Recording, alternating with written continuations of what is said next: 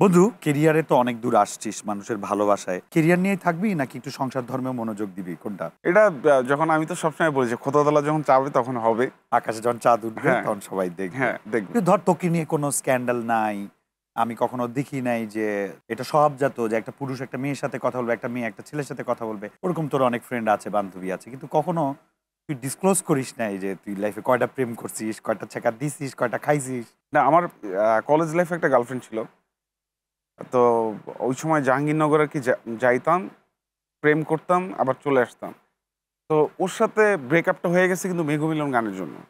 মানে ও কোনো মডেলের সাথে আমাকে দেখবে এটা মানে নিতেই পারেনি নিতেই আর পারেনি। কি। তো তুই আর পরে ব্যাপারটা নিতে পারিস নাই, এই জন্য আর কখনো অত সিরিয়াসলি না, কাউকে নিয়ে ভাবিস নাই। তারপরে 2016 সালে ব্রেকআপ হয়ে যায়। হুম। ওর সাথে 11 সালে হয়। তো সেকেন্ড আরেকটা গার্লফ্রেন্ড আমার লাইফে আসে। মানে মানে একটা লং ডিস্টেন্স রিলেশন আর কি। তো আচ্ছা, আচ্ছা। ওইখানে মিথ্যা শিকারি যেমন হিট হয়, তার আগে কিন্তু জানতো আমি দিলাম আমার মিউজিক ভিডিওর সময় যে আমি মডেল। আচ্ছা, আমি যে সিঙ্গার এটা জানতো না কেউ। আচ্ছা, আচ্ছা। তো মিথ্যা শিকারি গানটা রিলিজ হয়, ওই বছরে আব্বু মারা যায়, ওই বছর আমার ব্রেকআপ হয়।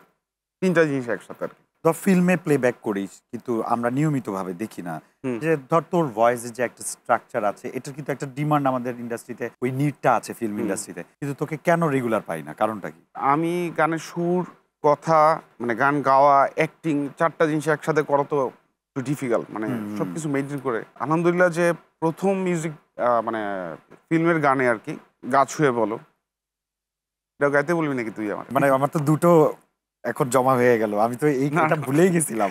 একটু একটু একটু একটু একটু একটু একটু একটু বলে তারপরে আমরা গল্পে আচ্ছা আগাবো। ঠিক আছে। জাস্ট পিয়ানো দিয়া গোটা পৃথিবীতে খুঁজো আমার মতো কে তোমারে এত ভালোবাস, এই মনের ঘরে এসো, এ বুকেরই বা পাশেতে তোমার নামি যাব, একটু আড়াল হলেই কেন মনে খোরাক জাগে, তোমার সঙ্গ পেলেই কেন দেহ শিউরে ওঠে, এ গা ছুঁয়ে বলো ছেড়ে যাবে না কখনো, আহা, তোমার মতো কে আর আছে বলো। পরে জাস্ট পিয়ানোতে গায়ে এটা পাঠাই।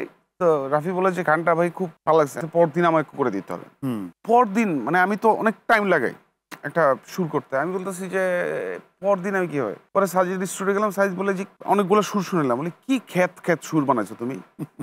কাগজ নিয়ে জাস্ট লিখলাম যে পাল ছাড়া নাওয়ের বুকে ঢেউ, আমি খালি বলছি আমার সিনটা দেখাও। হুম। পরে আমি সিন দেখে এই সুরটা আর কি, সুর আর কথা আমি ইনস্ট্যান্ট বসে করে ফেললি, হ্যাঁ। 15 মিনিটের মধ্যে করে ফেলছি। এটা একটা অ্যানাদার অ্যাচিভমেন্ট, এবং দর্শক এখনো এই গানটা শোনে। এটা খুবই ভালো, এবং এই গানটাই তখন লিড করেছে যে ফিল্মের সাথে প্রিয়তমা। যখন সুড়ঙ্গটা বেরোলো তখন কিন্তু এটাই বিট করছিল আর কি, মানে কম্পিটিশন ভাইস ভার্সা চলছিল, তাই না? না, আর একটা মজার বিষয় হচ্ছে আমিও বালাম ভাইকে ফোন দিছিলাম এই ফিল্মের রেকর্ডিংটা করার আগে। তো বালাম ভাইকে বললাম যে বালাম ভাই আমার একটা নতুন কাজ আসতেছে ফিল্মে। বালাম ভাই বললেন আমারও তো আসতেছে। ভাই সারপ্রাইজ।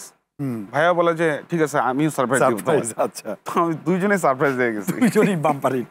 গল্পের ফাঁকে আমি একটা গান শুনতে চাই, এটা আমার মানে ডুবে মোস্ট ডুবে। ডিমান্ড, ডুবে ডুবে। আমি ফার্স্ট অন্তরা থেকে শুনবো।